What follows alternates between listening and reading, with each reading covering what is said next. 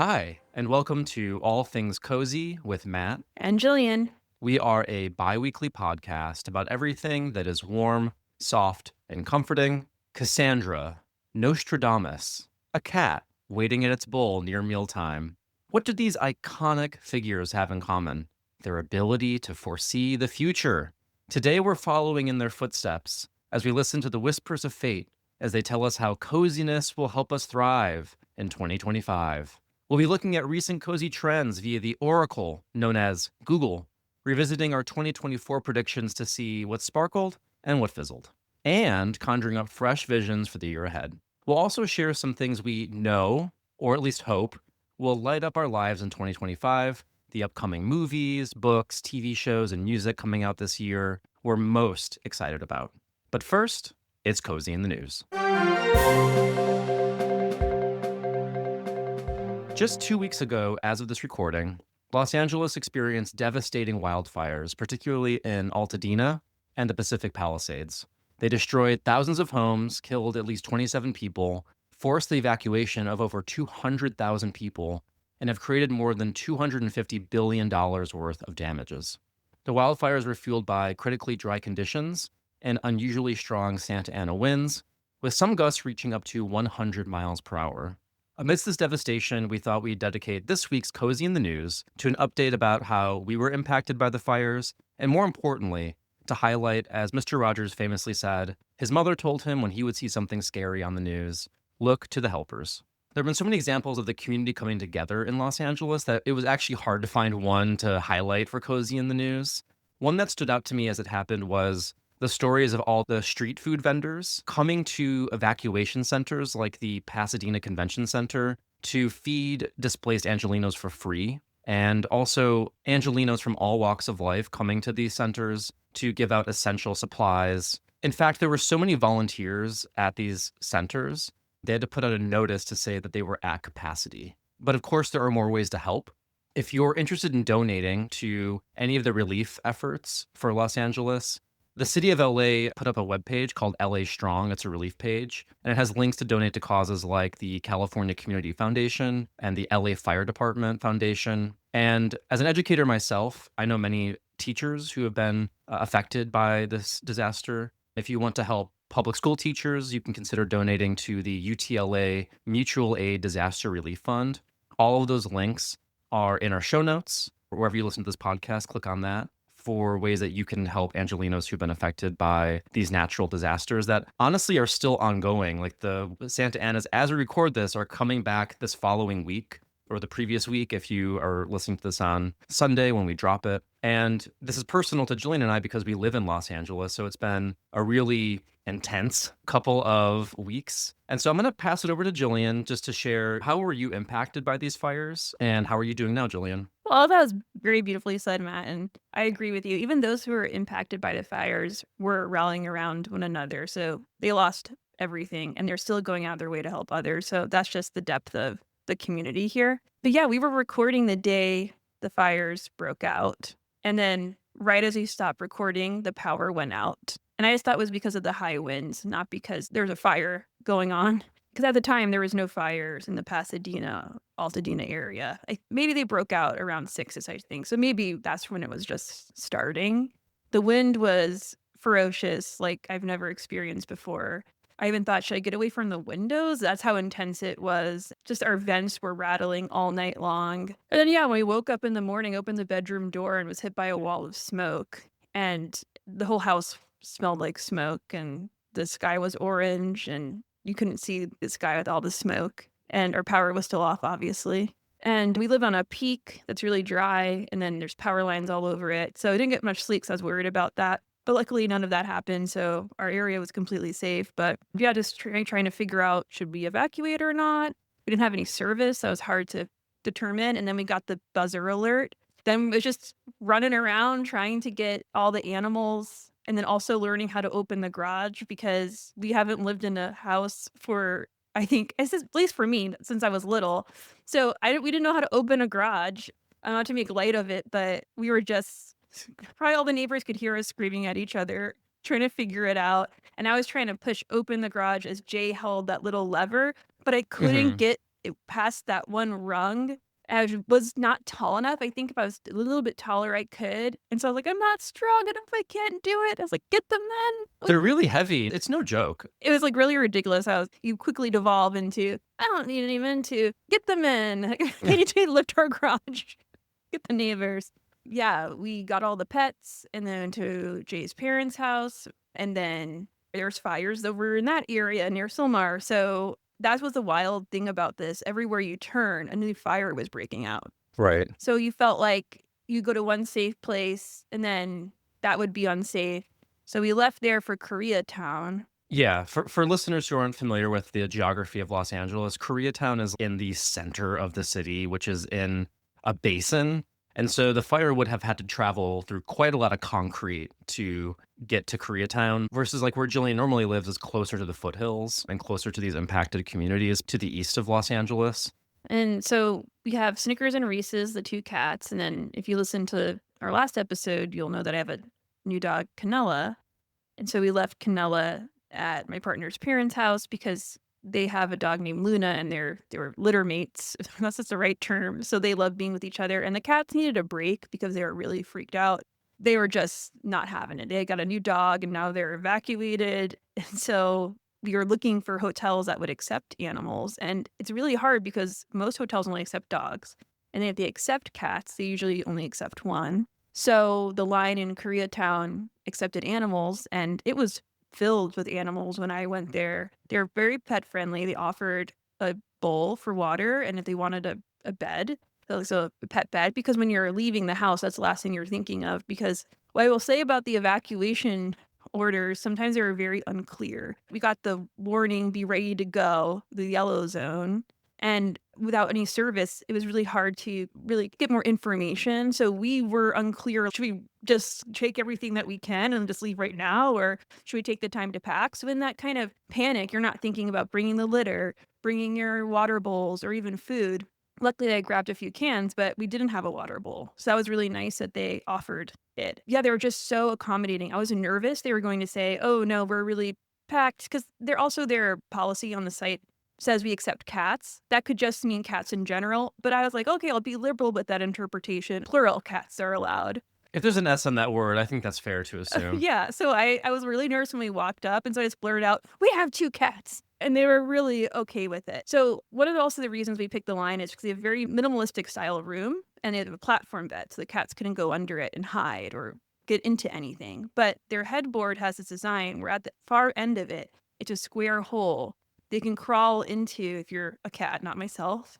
And it has the wires coming out of it. So I guess there's a place to string through the wire for the TV and the lamps and all of that. And so Reese's found that hidey spot.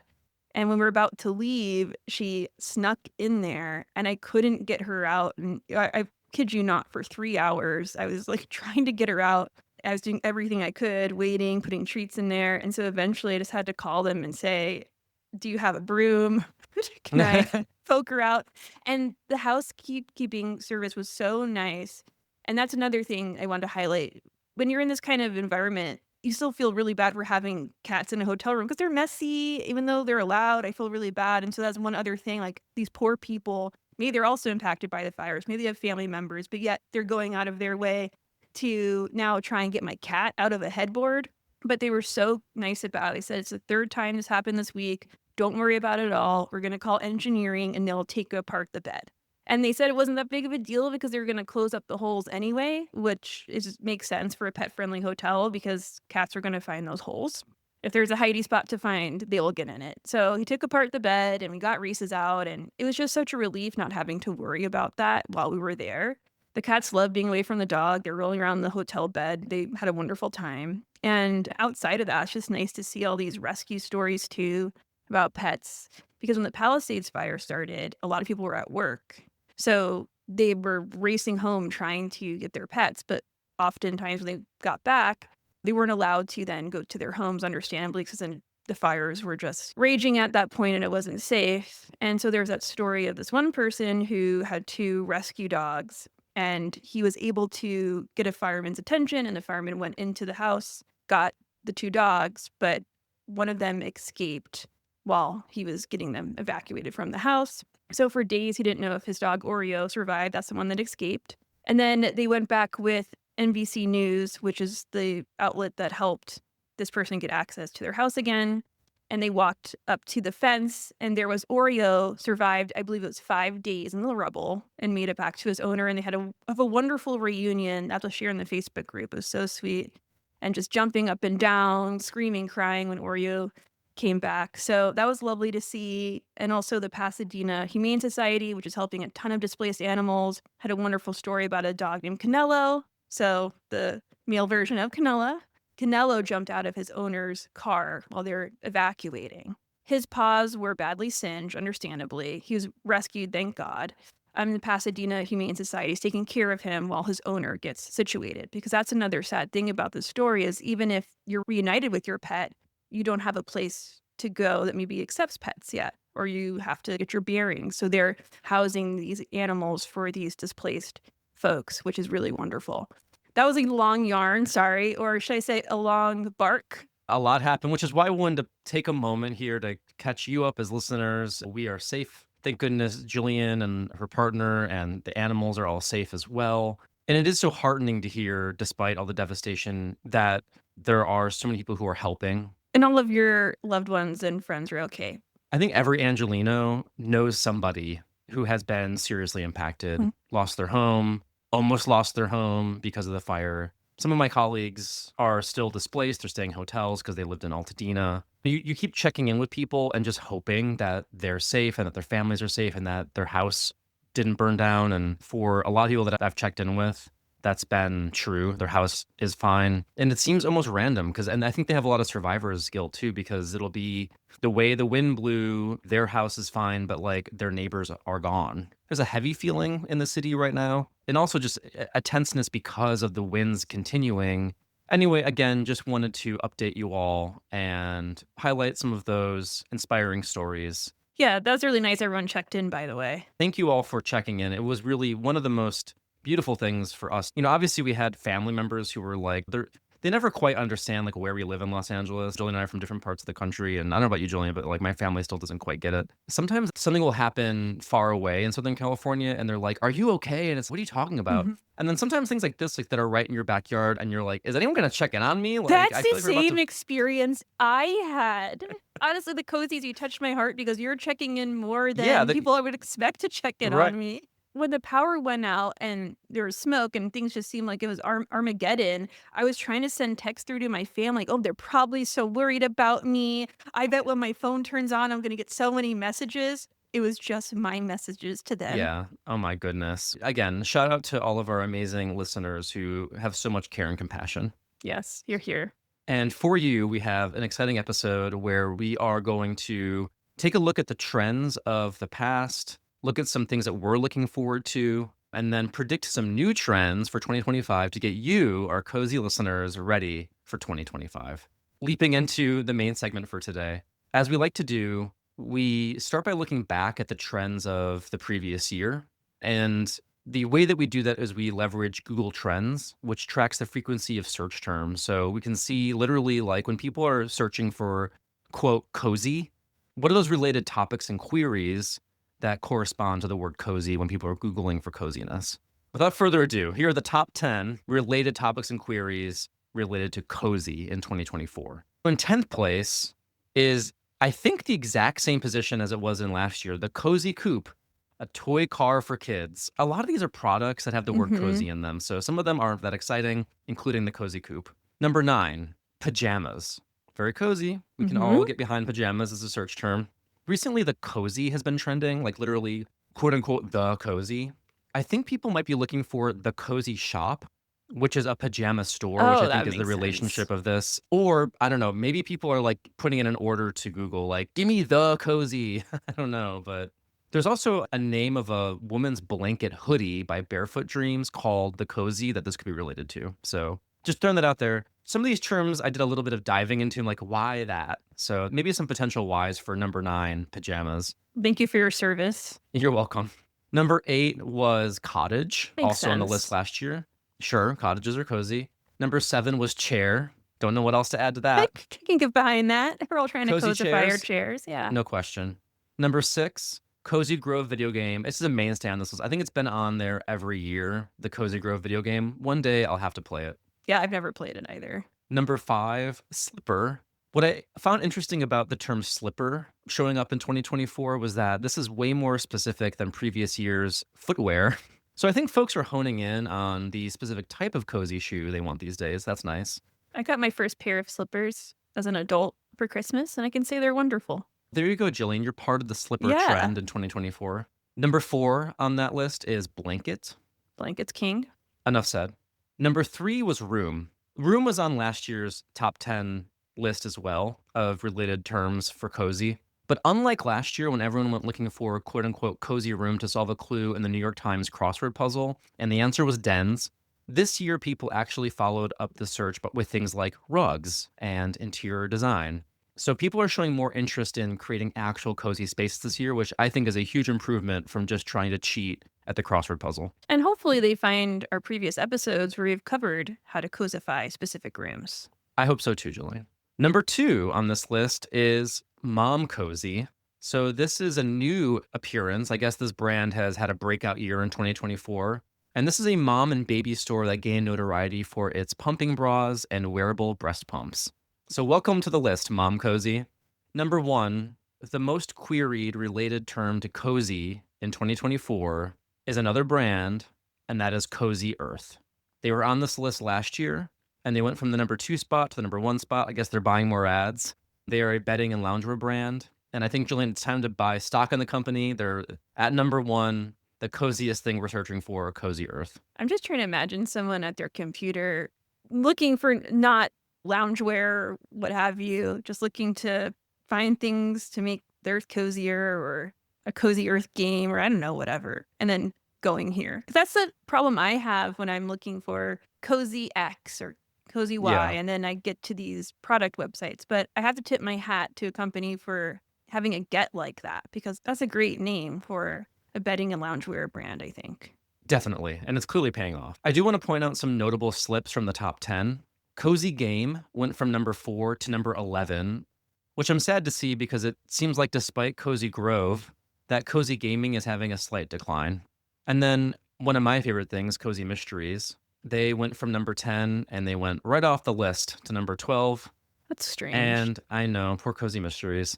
And then sometimes there are, again, specific products that come out, like Disney Dreamlight Valley's Cozy Edition that came out last year, but then people got bored of it. Completely off the map, not even in the top 25 search terms for 2024. That was a flash in the pan. Probably won't see that one again. No. And that concludes a check-in on what search terms are trending in 2024. I mean, once again, it gives us a very clear idea of when people think coziness, they think of blankets and slippers and pajamas. We're at Chairs. home. Yeah, things that are going to make us feel comfy. So, not surprising, but good to check in with. Now that we looked at the past, let's look forward to 2025. So, the rest of our discussion will be focused on looking ahead. And we're going to start with the concrete, the things that we know are going to be happening before we get into our madcap guesses for what could be happening in 2025. And we're going to check in on our predictions from last year to see how much we missed the mark or completely nailed it. And so we're going to look at things that we're looking forward to in 2025. We have 5 categories we're looking at. We each picked a movie, a TV show, music, a book, and just something random that we're looking forward to in 2025. And we're going to kick that off with movie. Julian, what movie are you looking forward to most this year? I'm excited to check out The Wedding Banquet. And if you're not familiar, the original is Ang Lee's film from 1993, but it's getting a fresh second act with a remake and a few twists. The plot in the original follows a gay couple in New York who stages a marriage of convenience. One partner from Taiwan wants to quiet his family's questions, while his bride, who's also Taiwanese, hopes for a green card. Their plan unravels when his parents arrive from Taiwan and insist on throwing an extravagant wedding celebration. But this remake shifts the cultural context and ramps up the queerness. And according to the official synopsis, there's a lot that can go wrong. When Min's boyfriend Chris rejects his spontaneous marriage proposal, Min convinces his best friend Angela to marry him instead, offering to pay for her partner Liz's IVF treatments in exchange for a green card. But their plans for a quiet City Hall elopement are thrown off course when Min's grandmother unexpectedly flies in from Seoul to host a lavish Korean wedding banquet, which will fund the IVF treatments. Bowen Yang stars as Min and Lily Gladstone as Liz. It's released on April 18th, so a nice, fun spring film. I love this kind of movie where multiple, I think, strings of deceit, I guess is a way to Okay. describe it, are going on. And one person thinks one thing, but other things going on. And when will it converge and everything be revealed? I also find remakes cozy. Father of the Bride. We had that remake a few years ago, and that was fun. Even if it misses the mark, I like to see how these original classics are reinvented and reimagined. So I'm really excited for this. And it's nice to see Lily Gladstone in something very different from her last film, letting a little pressure off, so to speak. This looks great. This looks like a lot of fun. I know it's by the same director who directed Bowen Yang in Fire Island, so I'm looking forward to this film as well. And it has Lee's sign off. So that's good. If someone would be completely against the remake, that adds a little layer of awkwardness to it, but that's not the case there. He approves. I'm glad to hear that. I was worried that Ang Lee was not going to approve this. Grinding his axe. What movie is on your list, Matt? The movie that I'm most looking forward to in 2025 is actually coming out very soon on February 13th on Peacock and then on Valentine's Day in cinemas. It's Bridget Jones' Mad About the Boy. I'm obsessed with the Bridget Jones series. I've loved every single one of these films, and I'm excited for Renee Zellweger to return as Bridget Jones in the fourth entry in the lovably frazzled film series, finding Bridget navigating life as a widow. Rest in peace, Mark Darcy, apparently, and the mother of two small children. But love has a way of finding Bridget, of course, and after a few years of grieving, she's navigating encounters with a younger man, played by Leo Woodall, and a series of awkward interactions with her son's science teacher, played by Chiwetel Ejiofor. I really liked Bridget Jones's Baby. I saw that in theaters and was obsessed with it. With So I'm me, right? That's right. I'm looking forward to this film that's coming out so soon to streaming services, so it'll be very convenient to watch if you have Peacock. In an honorable mention, I do want to add, I can't help but tack on a couple more movies because as you're looking through the list for things that are coming out, you're like, oh, that looks good. That looks good. I also am looking forward to Amy Schumer's Kinda Pregnant, which is coming out on February 5th on Netflix. She stars as a woman named Lainey who, jealous of her best friend's pregnancy and the favorable societal treatment that follows, decides to wear a false belly and soak up some of that goodwill herself until things get complicated and she meets the man of her dreams while wearing it. So that sounds really stupid, and I'm looking forward to that film. We need dumb movies. I said it with Twisters. Was there anything else that when you were looking at lists of movies you were looking forward to seeing that didn't quite make the cut, but that hit your radar? I know what you did last summer. Another one? Yes, and that's what I find cozy about your pick, Matt, is that we're closing the chapter on a series. And I assume Yeah. this is going to be the last one. That's cozy. There's no anticipation. Are we going to get another one? What's going to happen? Or, oh, is this person maybe involved? Are they going to do it? We're closing a chapter. There's something very peaceful about that. So I'm excited to close the chapter. Not that I'm like some crazy, I know what you did last summer, diehard fan or horror in general. I don't like that kind of stuff, but I love Jennifer Love Hewitt, and I will be at iPick with my 6-ounce glass of red wine, my free popcorn because I'm a member. Don't sleep on that membership. Any excuse for a movie pour of wine. Of course. Gillian, let's move over to the small screen. What are you streaming in 2025? Shonda Rhimes is back in the White House with The Residents, a whodunit series she produced, starring Uzo Aduba and Randall Park. And this premieres on March 20th on Netflix. So another Netflix pick. And Uzo plays Cordelia Cup, a detective set on solving the mysterious murder that occurred during a state dinner. She's zany yet astute, and she'll leave no stone unturned investigating White House staffers and their tangled webs. Helping her unravel a mystery is FBI Special Agent Edwin Park, played by Randall. I love anything Shonda Rhimes related. Get me back into the Scandal era. I know this is not in that vein, but put me in a White House with anything attached to her. And I think it'd be a lot of fun. And it's going to have 8 episodes that are hour long. So we'll have a nice payoff at the end and we can zip it up and just enjoy. You're wanting closure in 2025, is what I'm hearing. I want answers from everything. That's why mysteries can be so cozy. And this kind of sounds like a cozy mystery set in the White House. Exactly. I'm looking forward to it. My TV show also has "the" in the title. We're getting very specific, "the" residents. Mine is "the" studio. So I had to set aside my enthusiasm for White Lotus season 3 and the final season of Stranger Things to get to this pick. I wanted to pick something that's a new show. It's gonna be premiering on Apple TV Plus on March 26th. It's about Matt Remick, who's played by Seth Rogen, the newly appointed head of Continental Studios. He's desperate for celebrity approval. He and his executive team at the movie studio must juggle corporate demands with creative ambitions as they try to keep movies alive and relevant. It sounds like he's playing a producer who's a heart of gold, like, I love movies, but is being crushed by the nature of the industry. I'm especially excited that this show also stars Catherine O'Hara, and that alone is going to get me to watch the show. But also, there's Ike Barinholtz, who's often very funny. And I wanted to pick something more madcap, I think a little more in line with what you picked as well. Because last year I picked Alice and Jack, which was this PBS masterpiece love story, and I tried watching it, and I don't know if anyone listened to this, like, tried to watch this pick that I had, or I found it to be so slow, and I'm pretty patient with this kind of stuff, but I couldn't get into it. And then I was, like, looking at the list of shows coming out, and there was, like, another moody, emotional love story that's coming out called Soulmate, which is a fictional chronicle of a 10-year relationship between a Japanese man and a Korean man. It takes them to Berlin, Tokyo, and Seoul. So that's on my radar, as well as Angelica Houston starring in Agatha Christie's Toward Zero, a series coming to BBC and BritBox. So those are some honorable mentions for you, but I wanted to go with something a little funnier because I'm in the mood to laugh. I just want to laugh. And so hopefully the studio scratches that itch. Yeah, I'm with you, Matt. I just want to relax and escape. And I think your pick hits that note. I also, with my past pick, Palm Royale, that lost the plot for me. Like, quite literally, I couldn't follow the plot anymore. So let's just keep things simple and compact and funny. And I think your pick will also be interesting because they're actually in the industry. So Hmm. that'll add a layer to it that makes it even more Yeah, interesting. of like meta commentary for Yeah. sure. It's not just what we're looking at, it's also what we're listening to. Jillian, what music are you looking forward to in 2025? I bet the cozies are gonna groan. It's just so obvious. Mine is Lucy Dacus, Forever is a Feeling. And this is really exciting because I think it's her first solo work in a while. And she released 2 singles on January 14th, Ankles and Limerence. And this one is really fun because it explores romantic love, which is a topic surprisingly that she said she's hasn't really explored before, musically at least. So she's covered friendships and love in a general sense, but not this all-encompassing romantic love.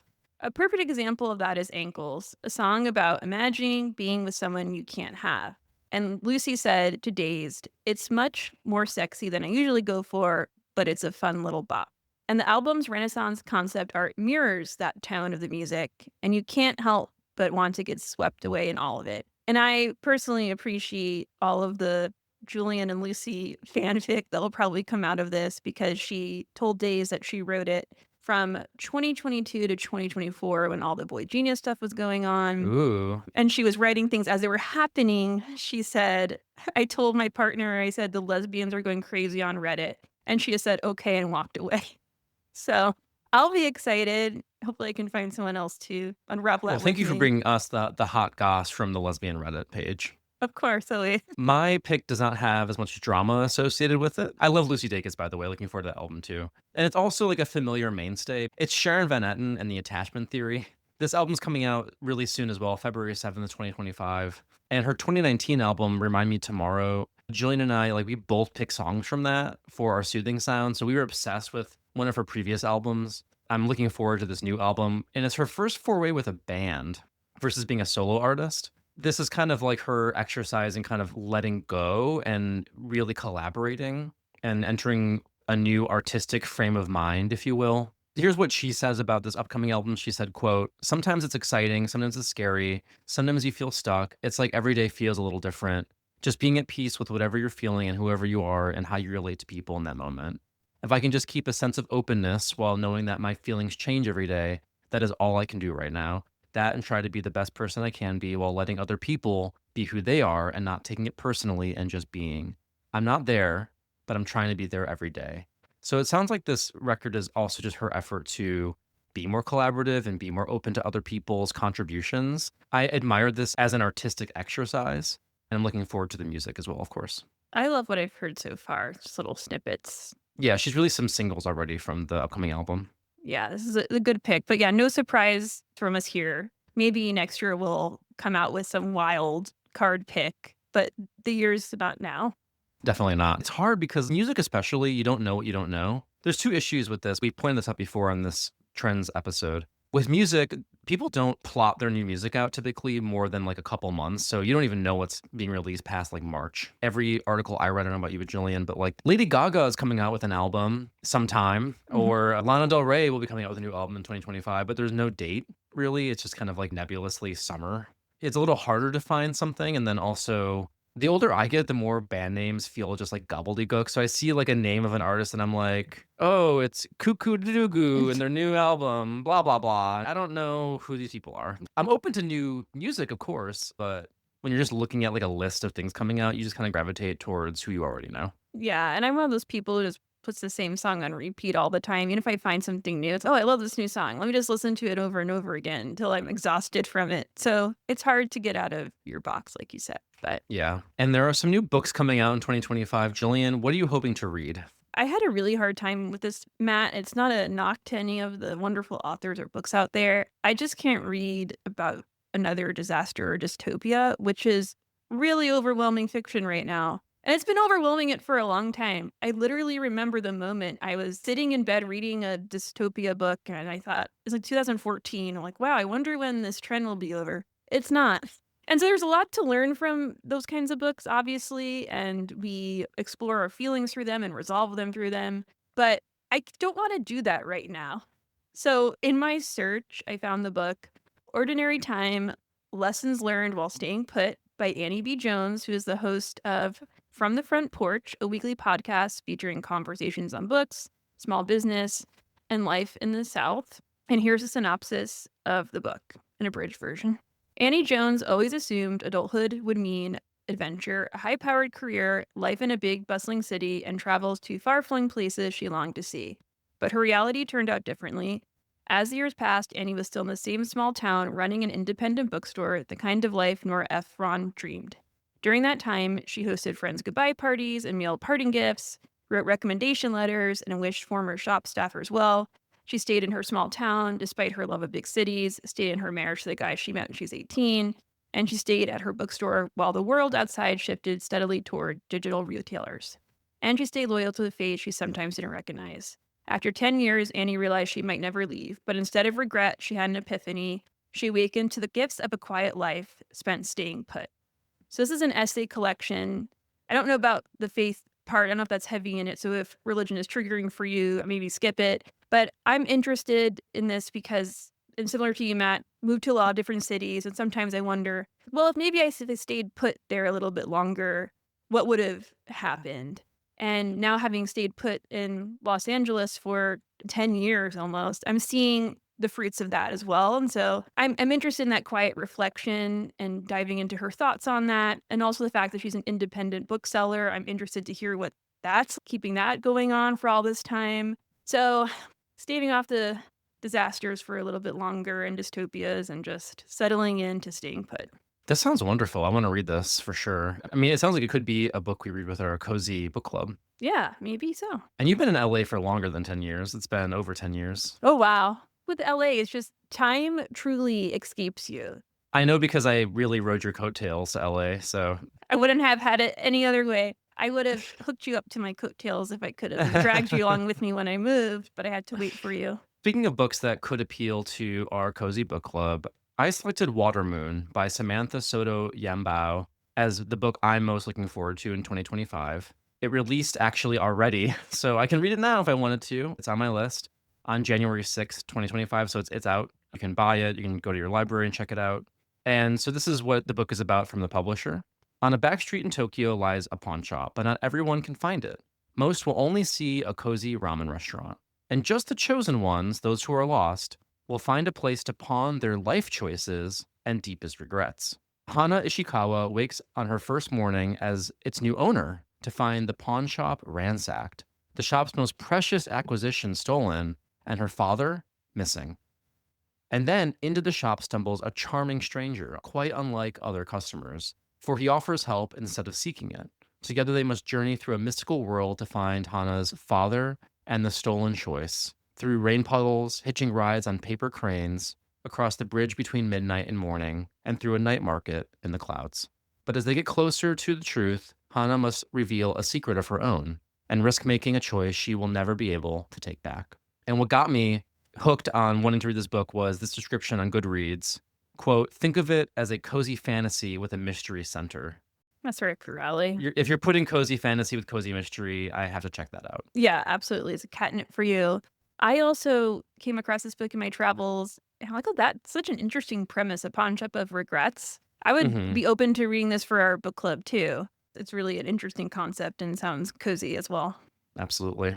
And then we have one wild card category. So, Jillian, what is your other thing doesn't fit into a box that you're looking forward to in 2025? It's CatCon's 10th anniversary in Pasadena. Everyone Meow. yeah, everyone's flocking there, I'm sure, already booking tickets right now. August 2nd and August 3rd of this year. And if you're not familiar with it, it's a celebration for cat lovers featuring celeb cats, panels, product stalls, and wonderfully adoptions. And for the 10th anniversary, CatCon promises an epic celebration with lots of surprises. Sign me up. Sounds like it's going to be the cat's meow. Yes. Have you been to a cat con before? No, I was out of town for this past one, so it's perfect timing, 10th anniversary. You're more than welcome to accompany me. I'm going to be going into that CatCon hard. I will. If I'm in Los Angeles, I'll be there. Meowtastic. What I'm most excited about is for you to find like the up-to-date cat owner technology that they're trying to sell people. I'm also really fascinated to see celeb cats, whatever that means. Is like Garfield going to be there? And they're celeb owners. I guess we influencer cats. Definitely influencer cats for sure. Yeah. Last year, my pick was Jurassic Park Survival, a survival video game where you're like trying to escape Jurassic Park the night of the first movie. And that still has not come out. So, still that aside, what I'm also looking forward to that I think is cozy in 2025 are that the planets are literally aligning on my birthday this year. And Julian, I know you are all about astrology and reading the signs and the stars. So you have to tell me what special meaning this means for me or if I should watch out. It's happening on February 28th, 2025. It's dubbed a planetary parade. And it's funny because like a lot of news articles about the planetary parade that's coming up are talking about this month's January planetary parade with 6 planets.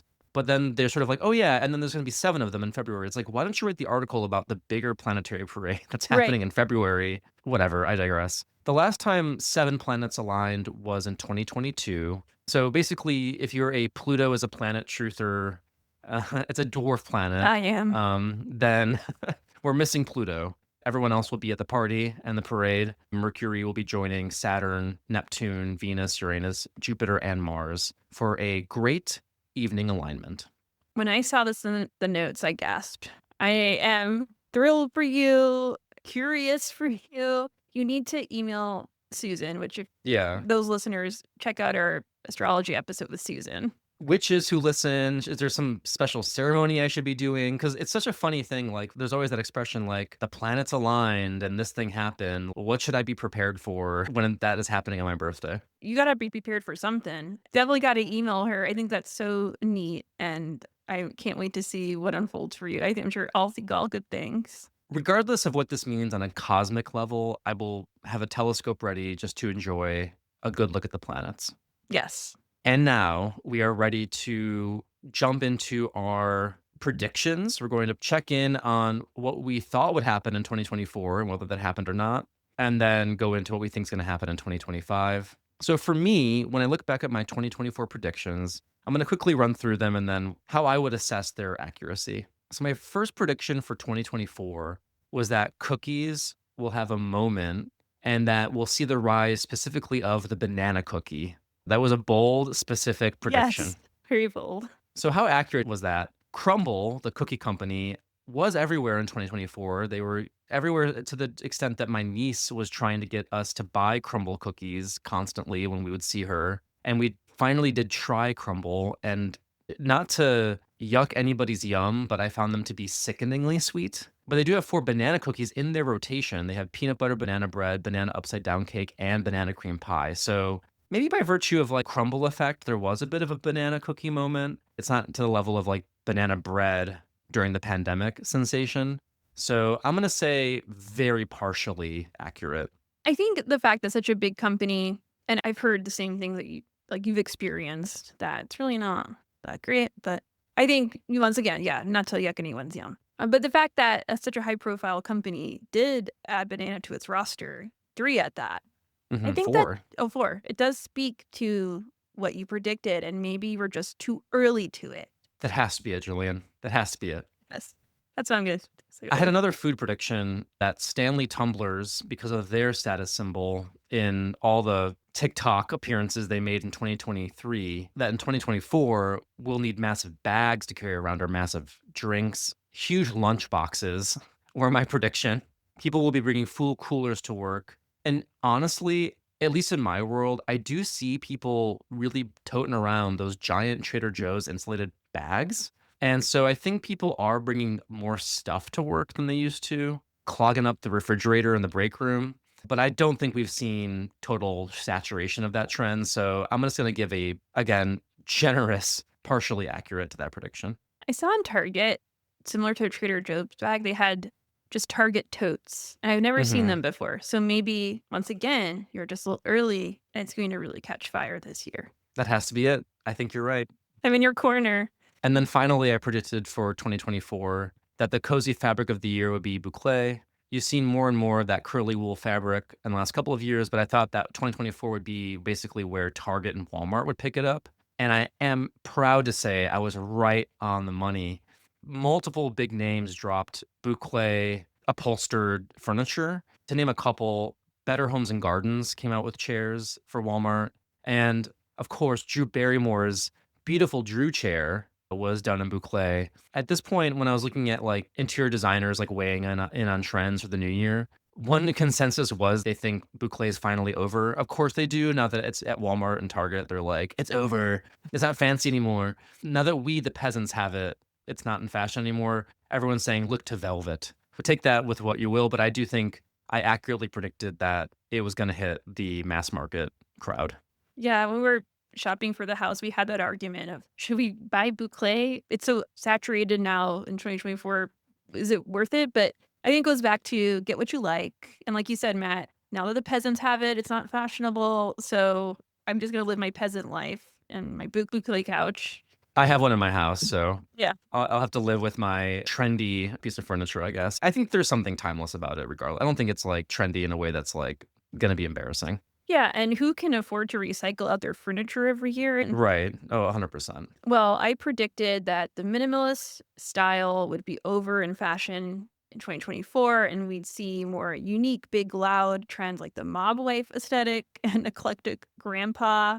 And so I would say my prediction, yes and no. 2024 fashion was difficult to put a pin in general. And though Carmela Soprano was a muse for many, we saw lots of big coats and animal prints. It was offset by quiet luxury and coastal grandmother. So a lot of quiet, sophisticated clothes. So there's that balance between it. And then for eclectic grandpa, I don't know what Yahoo to deem this a trend. I didn't see it anywhere, and I only saw it in the January 2024 articles. There was one small article about Ryan Reynolds rocking chinos and pattern vests, and they mentioned eclectic grandpa, but that's literally all I saw. And then a writer for Vogue Business, Jose Criala Sansueta, aptly wrote, it's one thing for something to go viral, but the lesson here is that algorithms make things seem larger in the URL world than they are in IRL. And that is so true.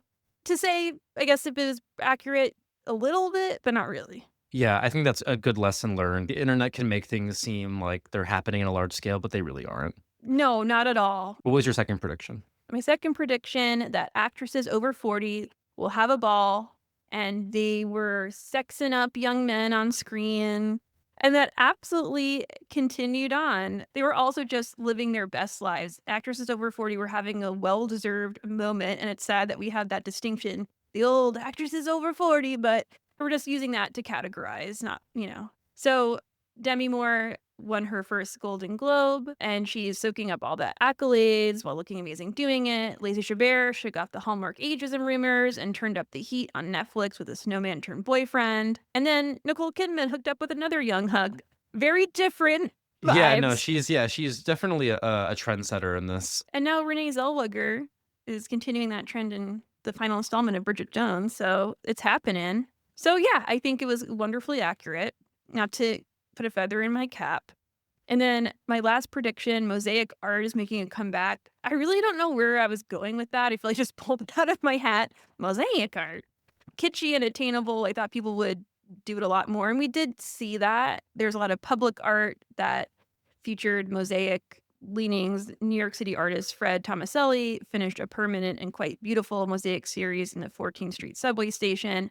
And in a lot of other cities, we saw public mosaic art, which is wonderful. Everyone can enjoy it. It's a lovely trend. But can I say that everyone's mosaic up their houses? I don't really know. Cozies, let us know. Have there been a lot more mosaics in your neighborhood? We're still trying to find out if Gillian was accurate with this prediction. I will say that I've seen more like beaded art and like beaded accessories or things like that. So I think there's some truth to that. We've seen more of that kitschy, attainable art be more prevalent. Specifically, I keep getting advertised that bedazzled Mrs. Doubtfire bag on Instagram.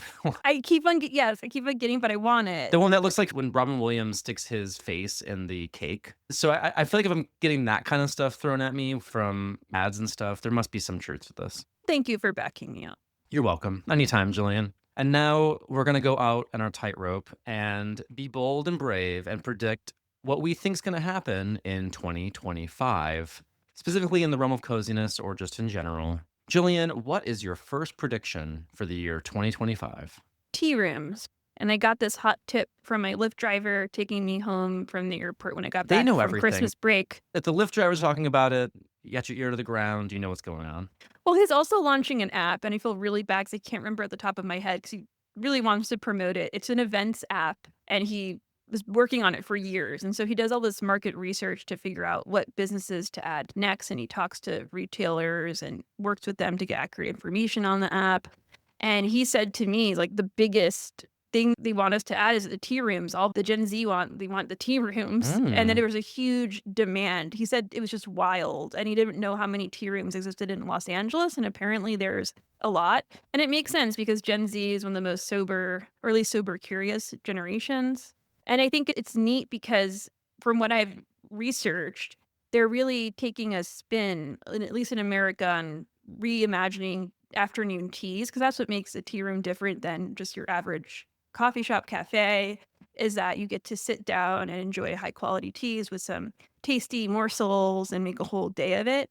But some tea rooms are allowing casual dress or having vegan options or just reinventing it. And Eater ran a roundup in November on the top tea rooms in Los Angeles. So I think we're going to be coming in hot with tea rooms. It sounds like you really have the intel, and you also really formed a connection with that Lyft driver. So I think off the strength of your gumshoe reporting, this is going to come true. I have his emails. I'm reading nefarious. That sounds weird. I have his email. I have his contact. Yeah. Julian's got binders full of emails. You never know when you might find an expert in the field. So yeah, there you go. I never really pegged you as like a chatty with the Lyft driver passenger, but okay, here's the thing. I wasn't. I was so dead tired, and I saw it when I went in this car. He had this like whole little sign about this app, and he had business cards, and he was like, "How are you?" I'm like, "Oh, I'm doing well." I said, "How are you?" He's like, "Oh, just in a long day of working on my app." It's okay. He's fishing for me to ask about that. So you bet. Well, but I'm glad you did because you didn't bite. I'm just trying to avoid it and not ask about it because I really just wasn't in the mood. And then he said, "Can I tell you about my app?" And I said, "Okay." Honestly, I'm glad that he prevailed because this sounds like very useful information. It actually is. Yeah, that's why I got his email. And he worked on that Lear, or I don't know, maybe it's pronounced that way, that non-alcoholic beverage. He knows the sphere. He knows the sphere, yes. On the topic of third spaces, those places that people can hang out that aren't work and aren't at home are kind of becoming rarer in the United States, partially because of inflation. Just the expense of going out is impacting people. And in general, just like, what do you do if you don't want to spend money then? Where could you hang out with your friends? Tea rooms are one possible answer. My first prediction for 2025 is that we'll see an uptick of the use both in person and digitally of libraries. And I've already seen some articles indicating that upward trajectory is already happening in 2024. And so I'm predicting that that trend will continue. We'll see more and more people using libraries as a third place to hang out or just to study and find some place to be that doesn't involve spending money. With the rising costs of things, I've been using my library more often. So I kind of go off of that feeling of like, well, if I'm changing my habits because of these factors, maybe others will too. And so that is why that is my first prediction. I think that's a good way of going about a prediction because it's typically how I think trends go. You start doing something, you notice your friends are doing it. Hmm. I wish that libraries, and I hope they do this in 2025, offer more events. Yes. So, my next prediction, I talked about famous ladies having fun on screen, actors over 40 are having a moment. Now it's famous ladies breaking free of relationships that no longer serve them. I'm thinking of Jessica Simpson and Eric Johnson, Jennifer Lopez and Ben Affleck, and then we also saw very contentious divorces finalized, as in the case of Rachel Lindsay, who, if you don't know, was the first Black Bachelorette, and now she's a co-host of the popular podcast Higher Learning. So I had to bring my celebrity slant into the conversation. And what I've noticed is that, at least in these past few months, so I'm taking some 2024 intel and bringing it into 2025, is that the divorce statements are a lot more brief. They're hanging on for a lot less longer.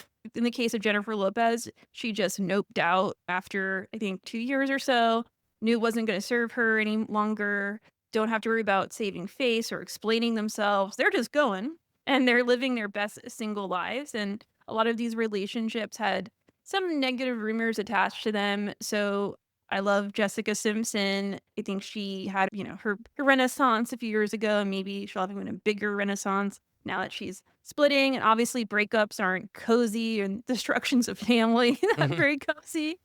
But I just noticed that trend in the celebrity space where women don't really have to explain themselves anymore, give a long interview to people, and oh, we try to make it work and all this stuff. Nope, it's just, yeah, we're not together anymore kind of statements, and everyone moves on and they're just doing their thing. So I think we'll see a lot more breakups that were maybe a long time coming. I'm not hoping for breakups, I'm not hoping for divorces, but I think it's the era of women just doing their thing and not worrying what people are going to say about it.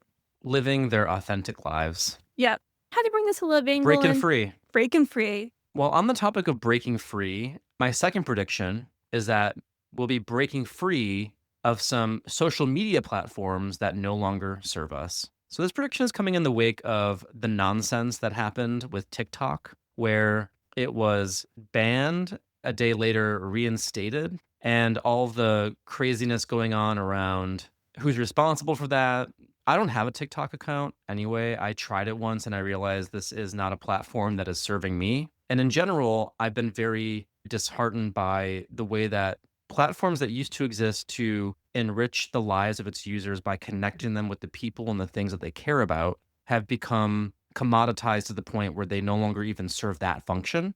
And so, for example, whether it's Facebook and our users can't find our show's posts because they're never put in their feed because we don't pay for them to be put in their feed. Or if it's Instagram never showing me what a friend posts, but is always showing me some random secondhand TikTok reel or whatever that I really don't need. And I feel alienated personally by these algorithms. And I'm hoping for something to emerge with a true chronological feed. And I think there's going to be more experimentation. My prediction and hope is that we can find some platforms that are better at connecting us than selling things to us, or just in general creating atmospheres that are stressful or promote disinformation. Yeah, I'm hopeful for that too. I'm surprised more companies and startups haven't tried.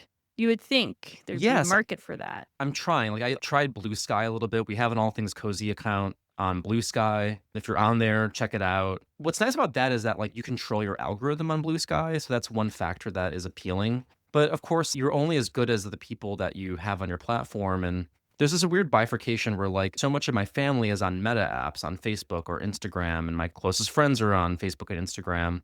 And so it's hard to leave these platforms because I still want to see what's up with them. But lately, it feels like I have to click on their profiles to get their posts.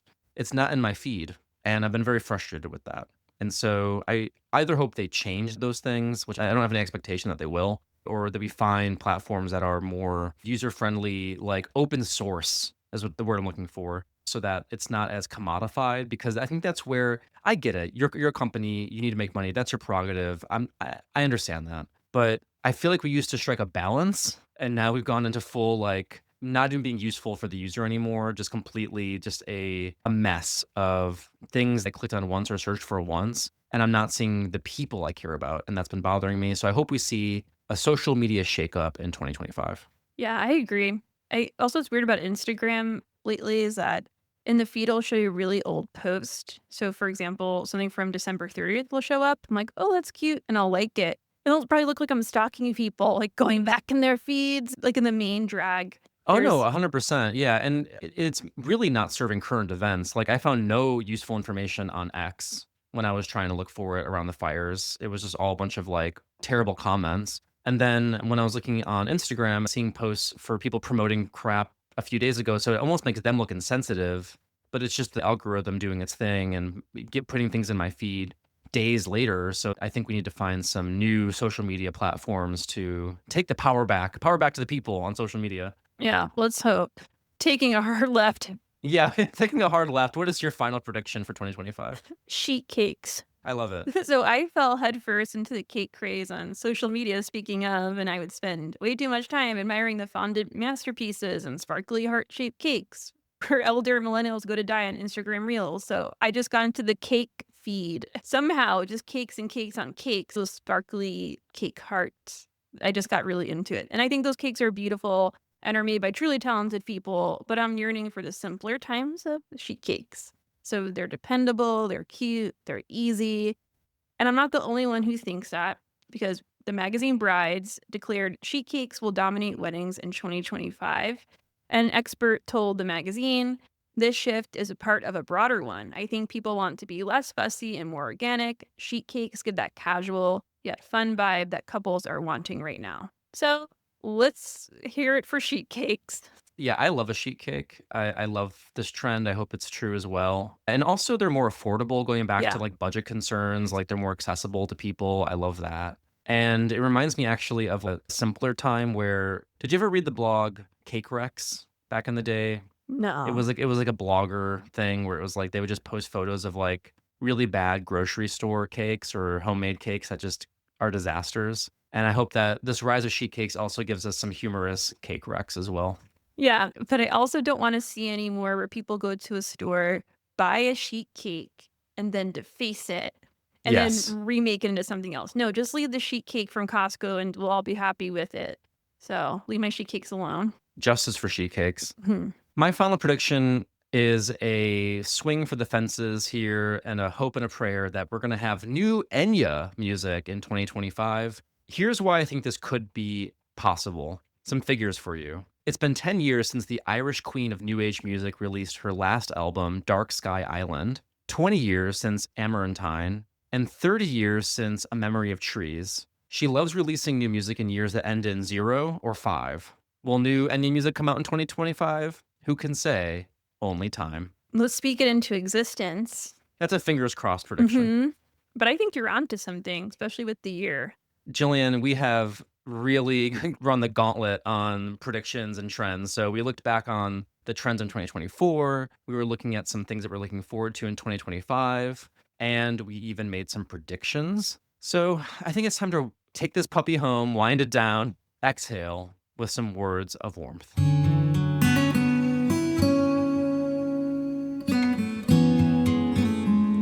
This week, my words of warmth are coming from a book I recently read. That's an old book. It's John Steinbeck's Cannery Row. I forgot how beautiful John Steinbeck's writing is, and just to be in such capable hands, just beautiful turns of phrases.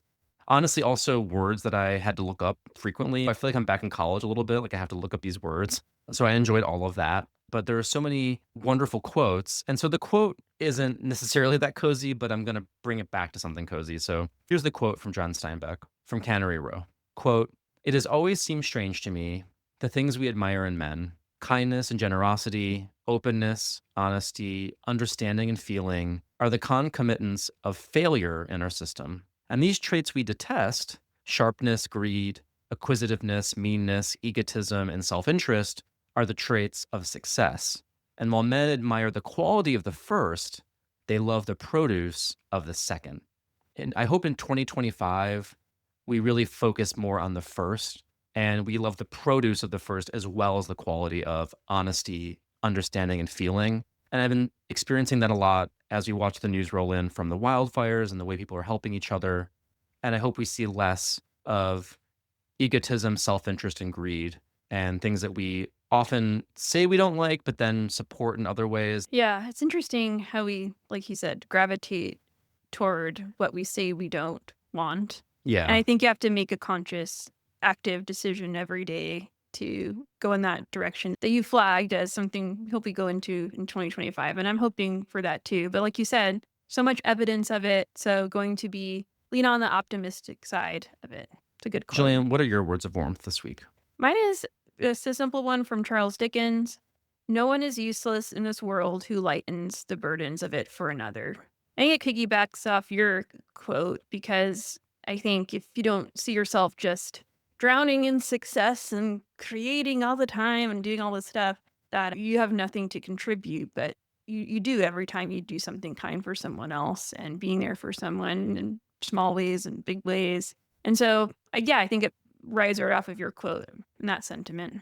Yeah, it's a beautiful and simple quote. And I think it really speaks to all of the things that we've seen in recent events, people helping each other and really trying to make things easier when times are hard. Yep. Moving on to the candle review, I have the candle this week. I saw in our cozy Facebook group that folks were defending keeping up their Christmas decorations into January to spark joy, and I fully support that. Mine are down because I feel like it's a chore that like just lingers and becomes oppressive nearby. So like once it's after Three Kings Day, I'm ready to take down the Christmas decorations in early January. But I really respect and admire folks who keep them up. So no judgment here. But I'm also burning through my candles that are Christmas themed that I got that, sometimes you get excited about the season and then you just don't get to burn them or get Mhm. your candles, you don't get to experience some of these things that you get specifically for the holiday. So I wanted to mention this candle that I picked up at the Christmas market in Vancouver when I visited a couple of months ago. And it's called Stanley Park Pine by Pacific Craft. And it's basically a candle that's meant to evoke Stanley Park in Vancouver. This candle is handcrafted in British Columbia. And it's a very small company. I linked to their Instagram. As far as I can tell, there's no way to buy this candle online. So you're just going to have to go to their farmers markets or wherever they're in person in Vancouver if you want to grab one of these candles. What I really like about it is it's kind of what you expect, right? It's a pine scent. It's a kind of a Christmas tree kind of scent. But I will say it's not really meant to be specifically Christmassy. So think about it more as a pine forest scent. What I like about it is that it's airy. I've actually been burning this one for a week. Usually when we review candles on the show, we're just burning it that day and it's the first time we're experiencing it. But I've got to experience this candle in different situations, the way that it fills the apartment or not. And the throw on this actually, it does fill a room, but it fills it very softly, which I think is important for a pine candle because sometimes those tree candles, especially pine, can be overwhelming, especially I think the Yankee Candle one. I usually am a big Yankee Candle apologist, but their pine candles can be quite honestly oppressive. And this is not. This actually just feels like you're walking through the forest and you get that breeze coming through and just a whiff of pine, slight in the air, beautiful. It evokes that without being oppressive. I'd give this a wick up. That sounds lovely, and I love how you stumble across it, and it's nice to find those candles where you're not necessarily searching for something specific or buying it off a website. It just comes into your life magically. Yeah. And it brings back the memory of when my husband and I were visiting Vancouver, we went to the aquarium, which apparently only children do because we were like one of the only adults in the aquarium without kids. And so it was late at night. We were going to go to the Christmas market that night. The aquarium is in Stanley Park in Vancouver, and the bus wasn't coming. There's a whole crowd of people. We're all waiting for the bus outside the aquarium to go back into the downtown area. Eventually, we just decided to walk. So we did a night walk through Stanley Park, and it was beautiful and brisk, kind of chilly. But I get to evoke that memory with the Stanley Park candle. Oh, now I don't want the candle to end. It's about to, honestly. Ugh. It's been like 3 days. It's getting down there. So, but good memories and a solid candle. Well, that does it for this week. We hope that we have guided your way into 2025, pointed out some of those upcoming movies, books, TV shows, music that you haven't heard of and you can put on your calendar that are coming out. I know you're just going to go to your planners now and mark off when all these movies release dates are. And then we can see, to the extent we made fools of ourselves next year when we check back in again on our cozy trends and predictions. Can't wait. As always, you can get more coziness by following us on social media. Again, hopefully we can shake this up and find new platforms. But for now, we are at All Things Cozy Podcast on Instagram and Facebook. We have a Facebook group that's very cozy. Check that out. And of course, you can support the show on Patreon, patreon.com/allthingscozy. You can join our cozy book club there. Until next time, Stay cozy.